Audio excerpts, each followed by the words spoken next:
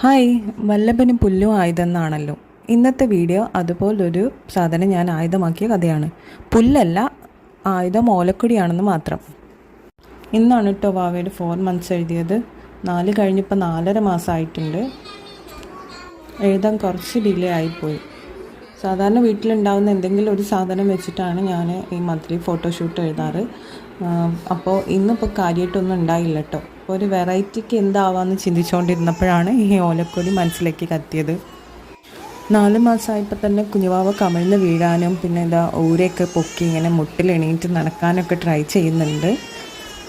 പിന്നെ 4 ഇങ്ങനെ സ്ട്രെയിറ്റ് ആയിട്ട് എഴുതുന്നതിനെ കൊണ്ട് തന്നെ 3 ഓലക്കൊടി പറിച്ചെടുത്ത് അതിൻ്റെ സൈഡൊക്കെ കട്ട് ചെയ്ത് ഏകദേശം ഒരു വലുപ്പമാക്കിയിട്ട് ഇങ്ങനെ അറേഞ്ച് ചെയ്ത് വെച്ചിട്ടാണ് കേട്ടോ എഴുതുന്നത്. അപ്പോൾ ഇതാ ഓലക്കൊടി വെച്ചിട്ട് കുറച്ച് കുഴപ്പമില്ലാത്ത ഫോട്ടോസൊക്കെ കിട്ടിയിട്ടുണ്ടായിരുന്നു കേട്ടോ. കണ്ടിട്ട് നിങ്ങൾ അഭിപ്രായം പറയണേ, നന്നായിട്ടുണ്ടോ ഇല്ലയോ എന്ന്. കുറച്ച് ലേറ്റ് ആയാലും ഓരോ മാസത്തെയും നമ്പർ വെച്ച് അത് എഴുതണം എന്നുള്ളത് എൻ്റെ ഒരു ആഗ്രഹമാണ്. തമ്പൂനും അങ്ങനെ തന്നെയായിരുന്നു. 12 months വരെ എഴുതിയിട്ടുണ്ടായിരുന്നു. ആ ഫോട്ടോസ് നമ്മുടെ ചാനലിൽ ഷോർട്സ് ആയിട്ട് അപ്ലോഡ് ചെയ്തിട്ടുണ്ട് കേട്ടോ.